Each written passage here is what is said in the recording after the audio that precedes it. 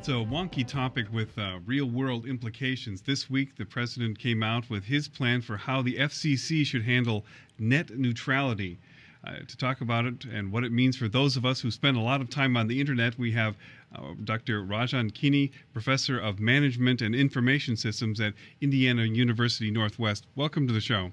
Thank you, Stu. Thanks for inviting me. All right, so this is an important topic, but I'm going to have to ask you to have pity on those of us who do not have advanced degrees in information technology. What is net neutrality, and why should I be concerned if we don't have it? Well, the key thing about net neutrality is that internet should be democratized to everyone. That is, everyone who goes on the internet should have the same level of access, whether the content is coming from a small mom and pop type of shop or content is coming from Netflix or Google or any content provider. So net should be, or the internet should be neutral. That means whether your data comes in or somebody's small catalog somebody wants to buy comes in on the internet, nobody should give a priority to anybody's traffic. That was the key with which internet was started, and we funded that by the Department of Defense in 1960s, and then they opened it for the commerce. That was the intention with which it was opened. All right, and the president's kind of chimed in on this week. But if you don't have an advanced degree, why do I care if Netflix is paying to go faster than me? Very good question. As you can see, the world is changing. Whether it is a K-12 or college education or a small mom and pop type of shop using Facebook or the internet, they want to promote their business. They want to give a catalog. Now imagine a small business somewhere in the wilderness in the US wants to be on the internet and wants to sell their products. Now their packet of data, internet works on small pieces of data coming on the big pipe. Their packet of data, because they can't afford to pay Comcast or the Verizons or the AT&T, they will slow it down to give priority to somebody who wants to watch a Netflix movie, and they give priority to that stream, and these guys will be slowed down, and people will be wondering, why should I shop over there? I never could get their site. That was the intention with which it should be neutral. If I come first on this highway, I should get the first chance. So will I be able to tell, as somebody just, who has an iPad, am I going to be able to tell the real difference and quickly? Well, not at this moment, but it is already established that we are going to move away from net neutrality, because whether it is Netflix or Google or anybody is already negotiating with the Comcast and the Verizons and saying, if I pay 30 cents extra for a consumer who is a subscriber to Netflix, can I stream his movie into your network? You can give the priority to that traffic. I would not feel right away, but as this continues, they will throttle our speed while give priority to people who pay for it. Extra fees is the key question. We want to make sure it is neutral, so regardless of whose traffic it is, they get the first chance to go on the net.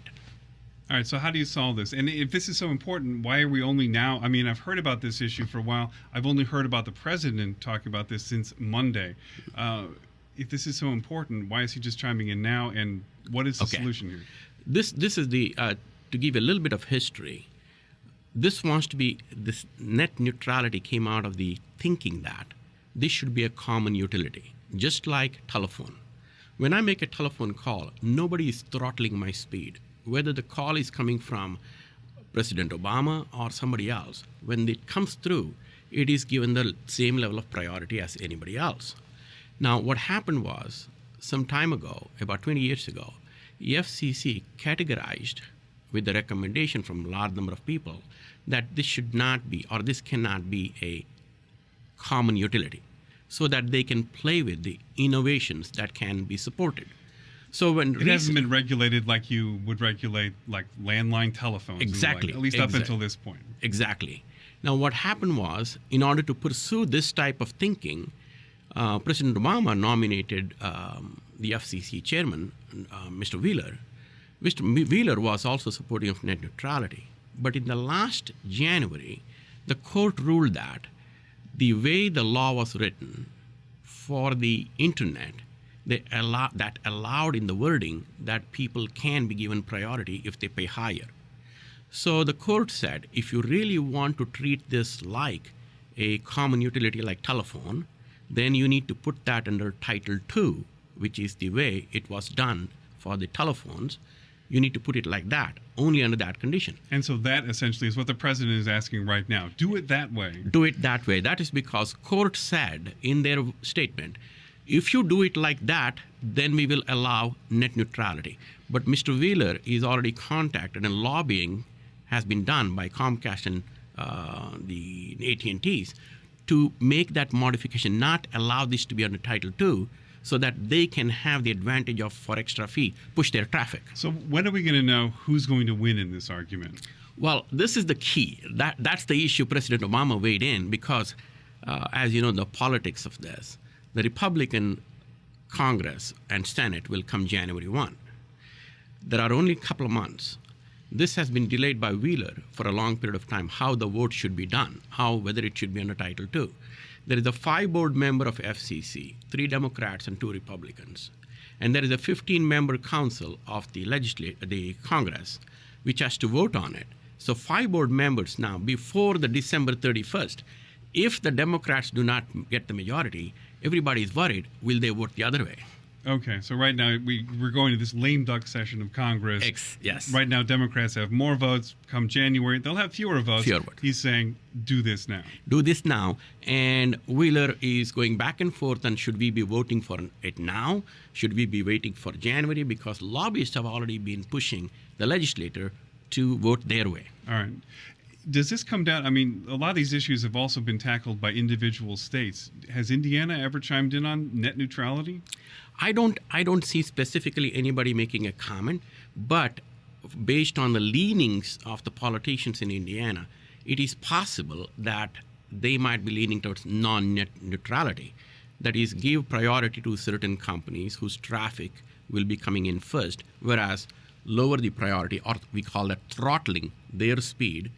And that might be a way, there is a way people have been talking about, that might be a way some revenue can be generated by towns and cities and the states, because a small percentage of that particular additional fee, they might bag that. That's some of the discussion that's going on. All right, so they might get a little bit of extra money here. Extra money for franchising fee. If I give you that particular capability, can I get some franchise fee to allow you to do that? Unless we have in the franchising that there is no exclusive rights to one company over the other, then we have a democratized that because they can compete for that. But even then, the small mom and pop or small company which cannot afford to pay this extra fee, they will be throttled. Sometimes net neutrality, that whole notion is kind of broadened up to talk about how there's a real difference between the amount of connectivity we have, like in urban areas, and then the relatively poor quality in rural areas, which also includes some of our coverage area. Will this decision have an impact on that? Of course. The decision is this. Imagine this. Universities are not going to pay extra. Then small mom and pop type of shops are not going to pay extra. The rural households are not going to pay extra. When this particular fee comes in, unless to give them the higher speed, they jack up the prices for them to give this level of speed, they would not be able to give that speed, because the architecture which they have laid out will be able to give this capability for larger companies. So naturally, they slow it down for the people who are not paying high amount. And not only that, slowing down, they will throttle it. They promise me 10 megabit speed, but they will give me 2 megabit speed when they want it, when somebody's streaming their movie, and then they'll jack it up probably 2 o'clock in the morning. And then average comes out nice. So you're obviously a supporter of net neutrality. Keep it the way it is. Yes, I have actually, when Obama says 4 million people, I am one of those 4 million people who wrote the email to Obama, both Obama and Wisklaski. I have been talking to Mr. Wisklaski about that, our congressman, for a long time. All right. Well, that's where we're going to have to leave it. We have Dr. Rajan Kini, who is the professor of management and information systems at Indiana University Northwest. Thank you so much for being on. Thank you, Stu.